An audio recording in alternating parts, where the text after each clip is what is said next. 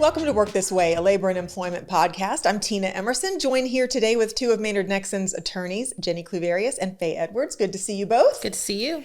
And as you might have noticed, we have a special guest here. He is Mr. Bing, the pomsky. He is Jennie's adorable service dog in training. Hello, Bing.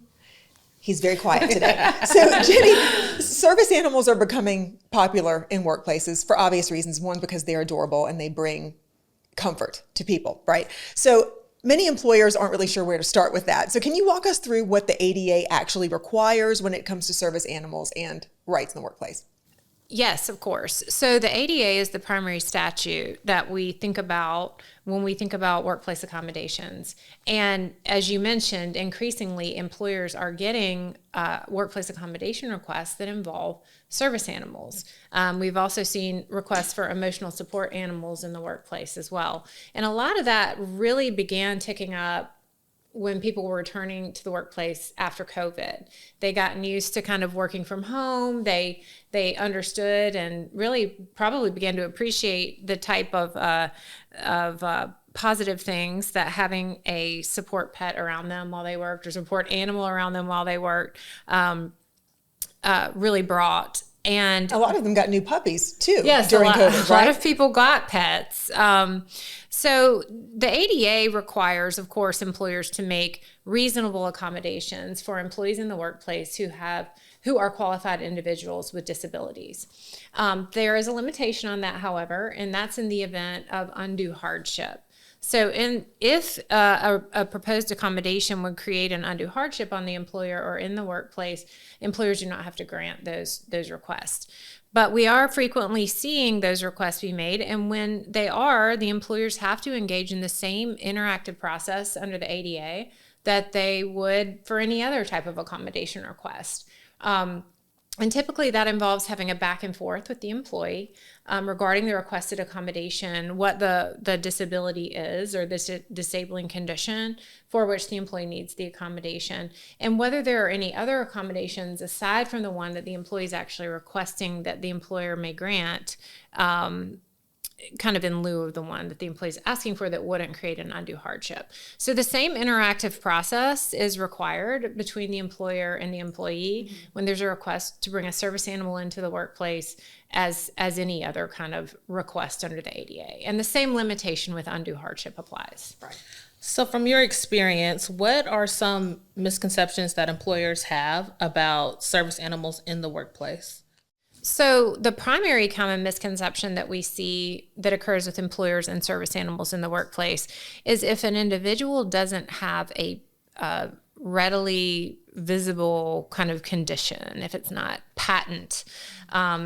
A lot of times employers feel like they don't have to really have or engage in communications with employees about a requested accommodation in the form of a service animal.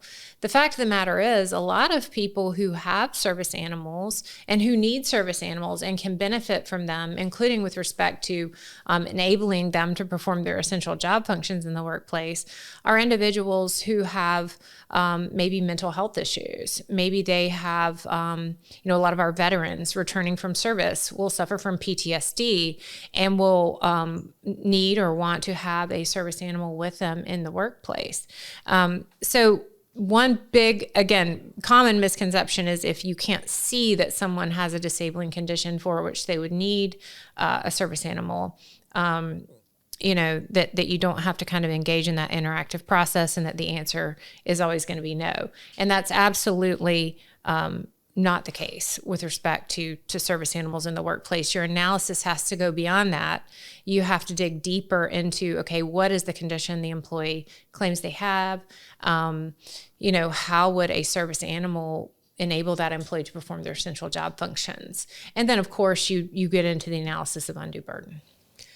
How do you continue to comply with ADA if there are employees in the workplace that are allergic to these animals, or they can't perform their work because of a coworker's animal being present? How does that work while you're trying to stay in compliance with ADA? Well, that's another fabulous question, and it actually we had a case at one point that was involved a dog-friendly workplace. So it wasn't even service animals, but it was a cultural thing with a company.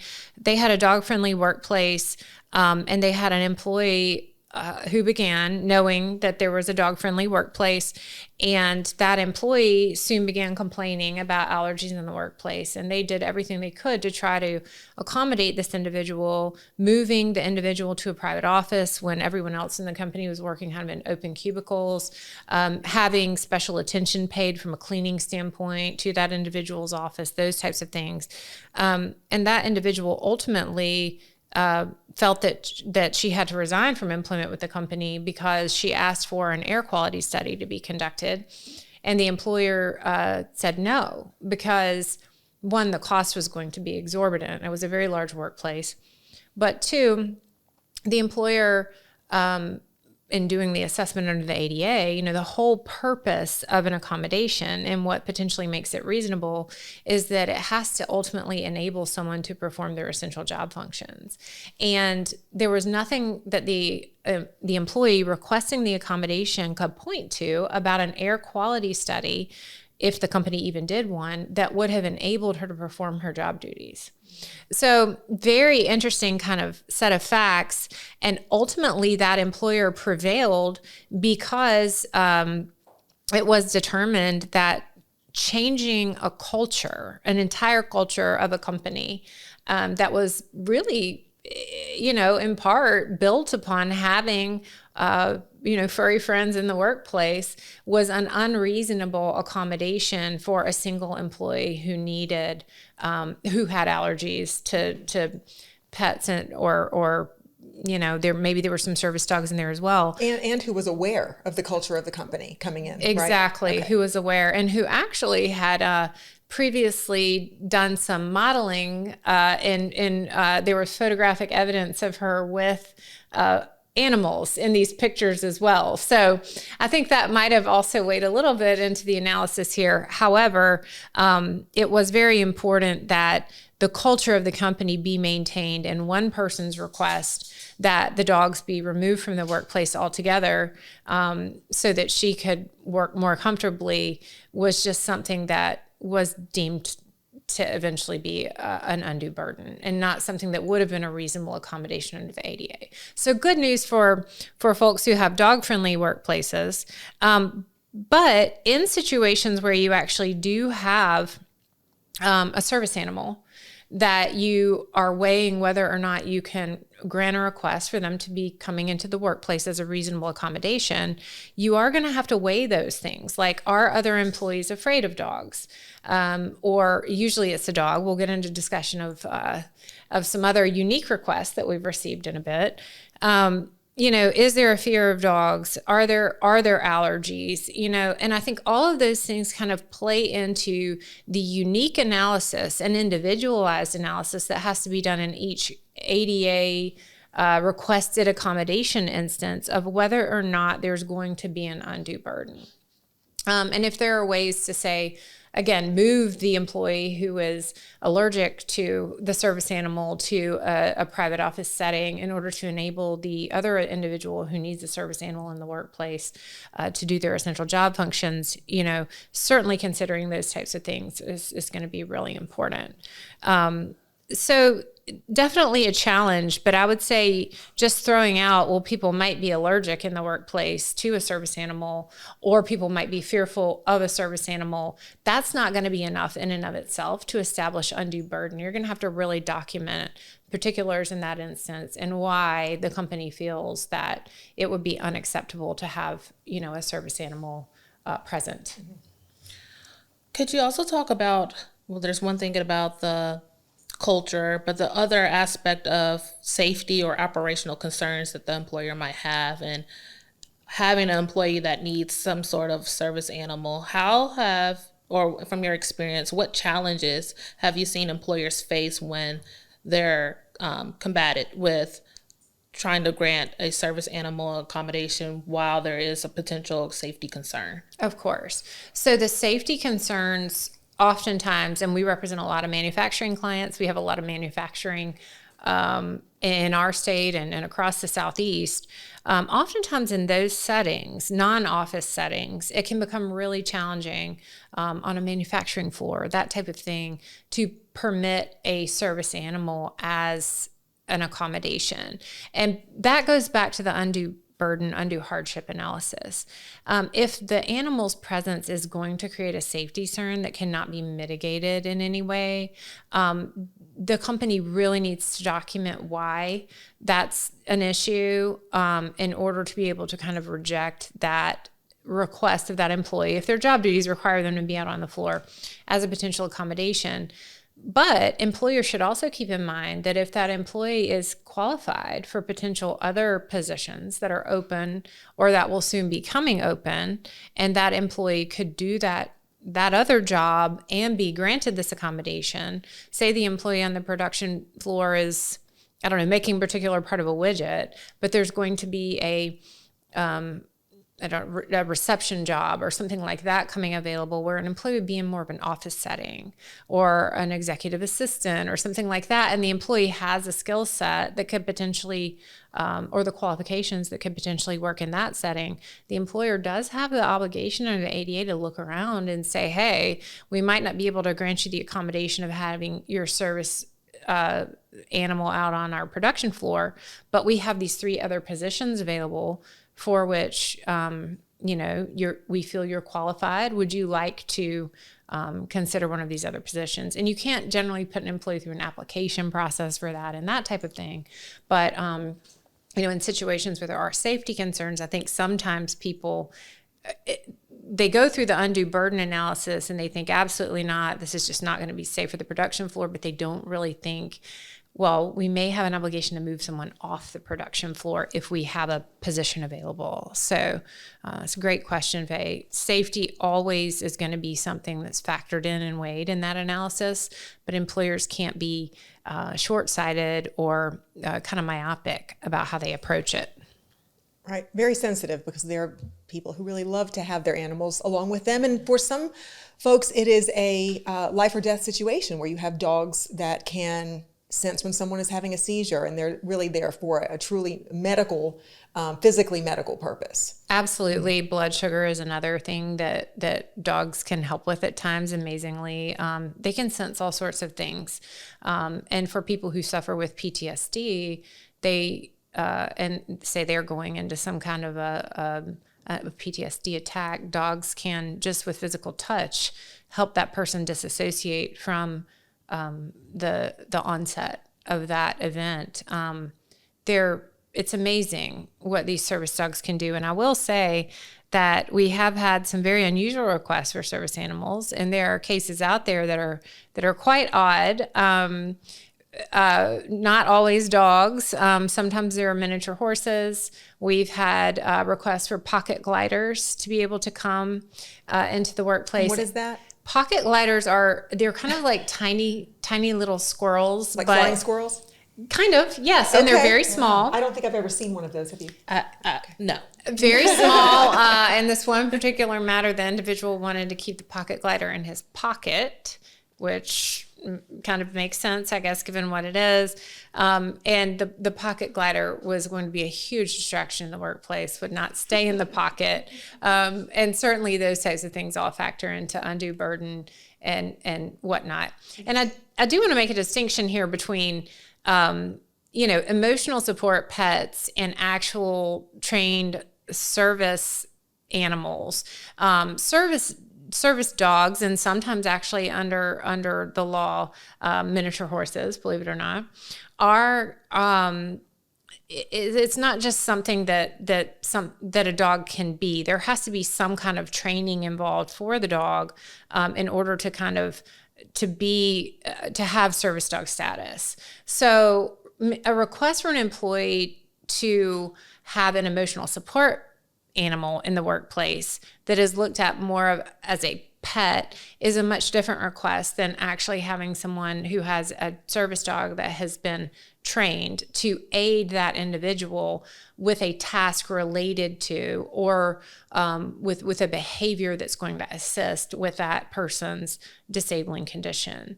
So I do want to make that distinction there. And Bing is, of course, in training, yet to be determined whether he will actually succeed in becoming a service dog or not.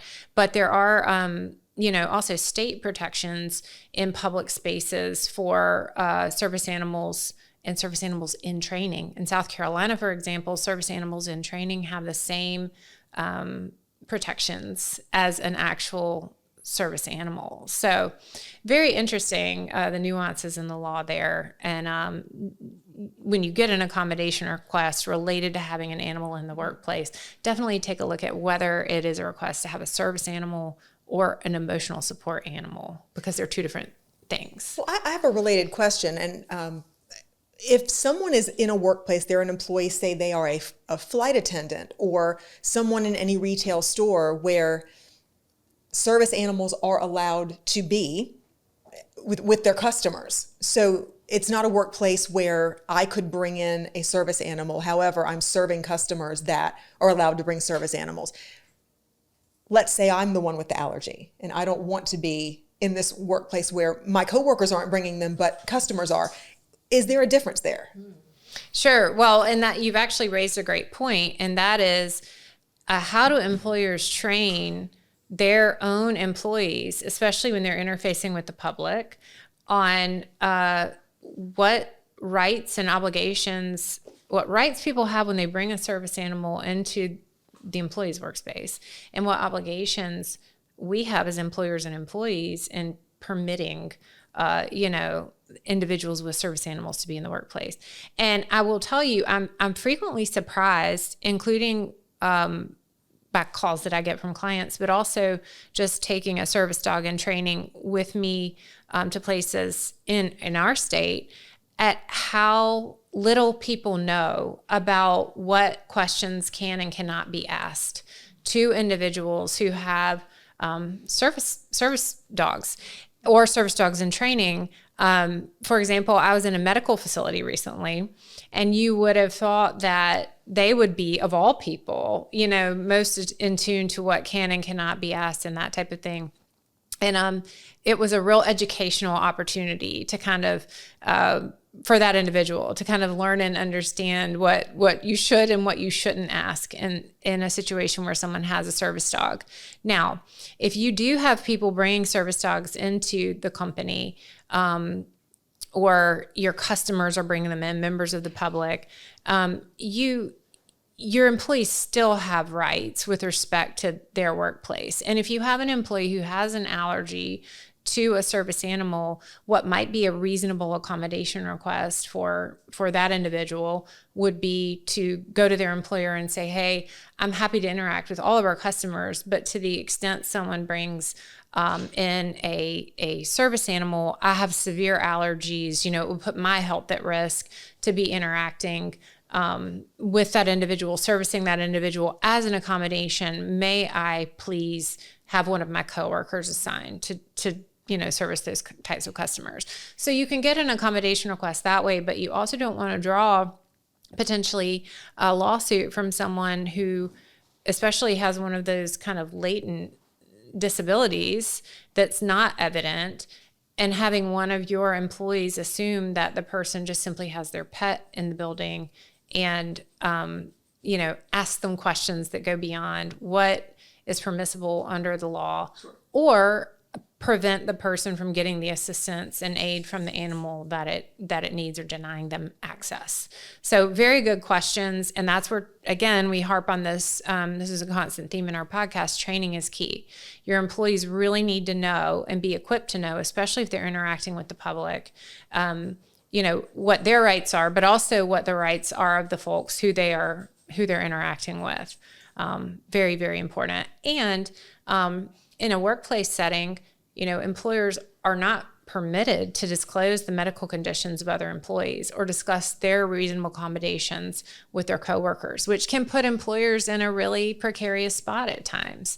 But again, educating people that there might, from time to time, need to be service animals in the workplace under certain limited conditions, mm-hmm. where safety is going to be, preserved and paramount, I think is critical. Great. Well, thank you for your insight there, and thank you for bringing Bing. I know he is out out and about stretching his service dog legs. So thank you. Thanks for bringing him. And thanks, Faye, for joining me on this podcast. And we will see you next time on Work This Way.